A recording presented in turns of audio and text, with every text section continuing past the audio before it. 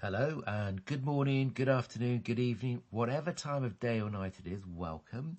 Welcome to your ACCA Advanced Audit and Assurance course, also known as AAA. Now, I put P7 there because depending on when you started your ACCA journey, you may know this paper by P7. Many years ago it used to be called P7, it's now called AAA. I've been teaching this subject for many years myself, so I apologise if, as we're going through this course, sometimes I refer to it as P7. That's just a force of habit. It's actually AAA, but it doesn't matter. It's the same paper. Okay. Do you want the good news or do you want the bad news? Okay, let me give you the good news first. It's always nice to start with good news, isn't it? The good news, AAA is a great paper. It's a great exam. It's interesting and it's easy to pass. Okay, easy to pass. Hang on. How is it easy to pass? I'll come on to that in a moment. Let's talk a little bit about the bad news. The bad news, AAA is easy to fail. Whoa, hold on. How can it be easy to pass but easy to fail? That doesn't make sense, does it? Well, if you look at the pass marks of the official ACCA exam over the last 10-15 years, the pass mark has been in the 30%. That means we're talking about 30 to 35% on average have passed the exam. So 65 to 70% of people have failed the exam. Hang on, if I've said it's an easy exam to pass, why have so many people failed it? The reason they failed it, I'd say there are two main reasons. The first reason is the student simply has not done the work and does not know enough. Okay, if you don't know enough, you're not going to pass that exam. Now, hopefully, the fact you're on this course now means that if you go through this course, you will know enough. Now, the second reason a lot of people fail this exam is because they are overconfident. They work for an auditing company. Their day job is auditing. They know auditing. Actually, let's stop there. You don't necessarily know how to get the message across to the examiner that you know auditing. You may do auditing in your day job, but you're following procedures and techniques and checklists which you are given by your company. In this exam, you need to be able to take a step back and explain the core principles. So, if you're in the first situation where you just don't know anything, well, that's bad news. If you're in the second situation where you know something, but a lot of that's from your day-to-day job, then that's in a better position, because what we need to do is make sure we just guide you slightly so that you can explain your knowledge and your approach to the examiner to get the mark and then qualify, because we're getting towards the final stages here. Okay, the next thing, hang on. We've got a picture of two healthy, smiling people running, jogging. What on earth has that got to do with AAA, with audit? Okay, let's break away a little bit from audit. So let's say I suggest to you in 6 months' time we are going to run the London Marathon. And what we decide to do is you sit there on your chair and you listen to me telling you about how we need to put the feet, put the legs, how we move our arms, how we breathe. And you listen to me, you maybe make a few notes, but you never get out and practice running by yourself. What's going to happen when we get to the London Marathon? We're going to embarrass ourselves in front of thousands of people because we will not be ready for that exam, not be ready for that marathon. And it's the same with this paper. A lot of what I say will make 100% sense. It will be easy. It will be straightforward. And you'll be listening there and just smiling and going, yes, that makes sense, that makes sense. But when I tell you to pause the video, for example, and think about things and do exercises yourself, please do that. It's important. We have exceptional pass rates for AAA, really very good pass rates. and it's important that you follow my guidance, even though it may be easy for you to say, oh, I'm not going to think about that, but please, I want you to do that. Promise me you'll do that? Good. And you'll get some great marks. Okay, let's have a little heads up, a little look at the main areas of the syllabus. So we'll be talking about the regulatory environment. Now that sounds a little bit boring, but actually it's interesting. It makes sense. You know, what are the regulations? How is the auditing profession regulated? What's the environment that we're working in that we have to comply with? The next one, professional. Well, you should know that. You're at the final stages of ACCA. You're a professional. You should know the professional considerations. But hang on, what about ethical considerations? Ethics is always a big one, always an interesting one. Lots in the news about ethics all the time. So we'll be looking at professional and ethical considerations. Next one is quality. So it's not just how we perform a quality audit or quality assignment, it's how do we manage our approach to quality. The next one, planning and conducting an audit of historical financial information. Let's simplify this. How do we plan? How do we do an audit? So what are the tools and the techniques involved in that? We've done the audit, and the next thing, well, how do we complete it? The completion, the review, and importantly, reporting. Reporting to the users of the report. Then we'll have other assignments. So a lot of this will be what I call the traditional, the standard audit that if you're in the auditing company, if you're employed there, if you work there, you'd have seen this day in day out.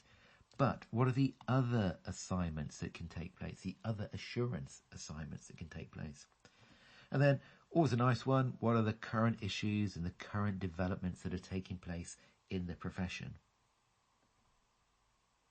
Okay, next let's have a look at the exam. Now, I'd love to be able to tell you the questions that are going to be in the exam, but I'm just going to tell you the format at this stage. Later on in the course, on the practice phase, I'll be running through exam-style questions and giving you, the typical ones which we expect to see. But at this stage, it's just the format of the exam. So, Section A and Section B. And Section A, we have one question, one single multiple choice question. No, it's not a multiple choice question, it's a case study.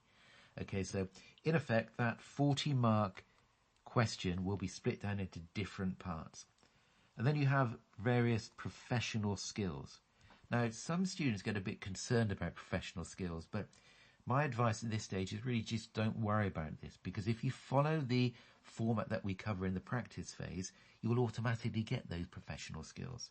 Because at this stage, think of it almost as a report. So if at work you're asked to do a report, then you will have things like headings, subheadings, you'll split it out in terms of paragraphs and reports and bullet points and so on. When you do your Section A question, make sure it looks like a report rather than just what I call a traditional old-fashioned school essay. But we're going to be covering that on the practice course. So one question, 40 marks, professional skills, 10. Section B, we have two questions, 20 marks each. Without your calculator, you can tell that's 40 marks.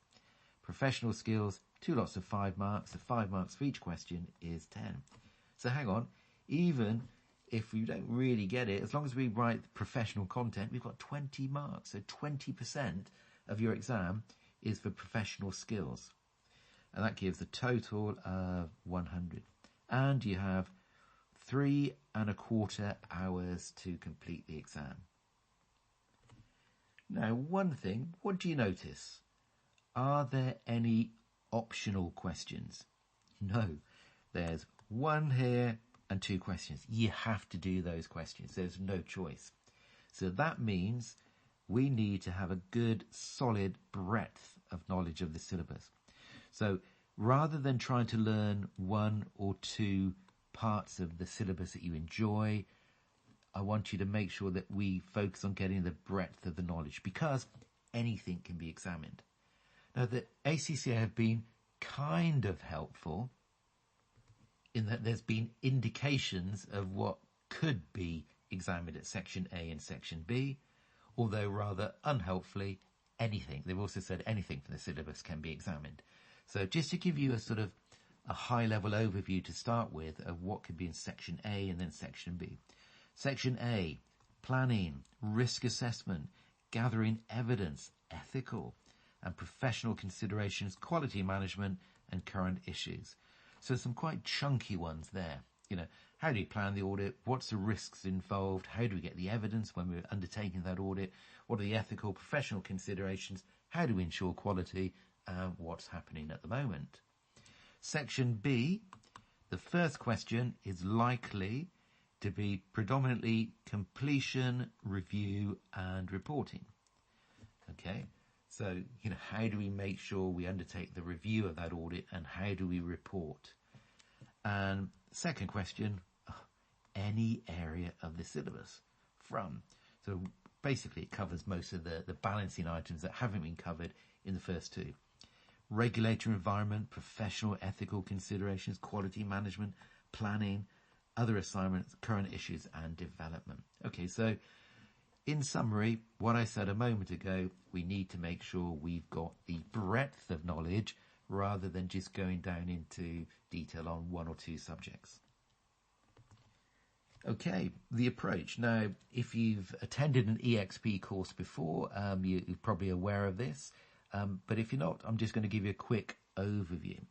There are two main parts of this course. We have the learning phase. Guess what we do at the learning phase? Yep, we learn things. Now, some people refer to that as a tuition phase, but it's the learning phase. And then we have the practice phase. Even easier question now. What do you think we do at the practice phase? We practice questions, also known as a revision course.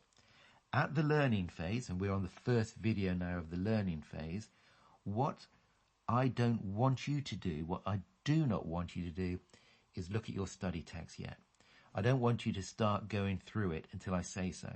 Because if I start just going through the study text with you, you'll fall asleep, I'll fall asleep, we'll all fall asleep. So instead, what I will do in each course, I will build up a series of mind maps where I will be covering certain topics, certain areas. I'll break away from that mind map to give you other examples and build it up. And what I'd like you to do is to get a separate piece of paper or a separate book and copy that down as I'm drawing it on the screen. Okay, it's important that you do that because you will get a better understanding, a better retention of things by copying down what I'm saying. Don't look at your study text whilst we're building up the mind maps. At the end of the video, we've got some test your understandings, which are learning reinforcement exercises which you need to do, which is sort of simple multiple choice questions. After you've done that, then you can go and look in your study text. And what I'd like you to do in your study text is read it through almost as you would a holiday novel, a holiday book. Don't try to learn every single word in that study text. You know, there's too much for you at this stage. So you will have the mind map that we prepare together.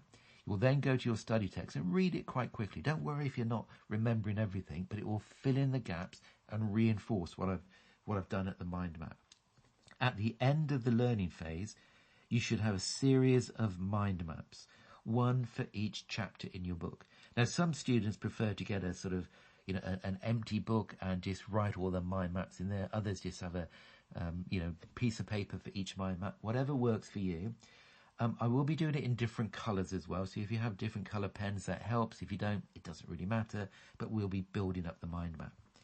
And then we have a short energizer, which splits between the learning and the practice. And then when we get onto the practice phase, we are then going to be doing exam standard questions. And the focus changes from getting the knowledge into you at the learning phase to getting you through the exam. So we'll be practicing questions, questions, questions. The whole focus then is for you to get through the exam, get a good mark, get qualified, move on with your life. Okay, does that all make sense? Hopefully it does. Right, at the end of this video, we come to this end of this introductory video. What we've got are a few test your understanding, so learning reinforcement things. So please attempt the test your understandings before you move on to video 2. Well done though. Thank you very much for listening. I'll see you at the next video. All the best. Bye-bye.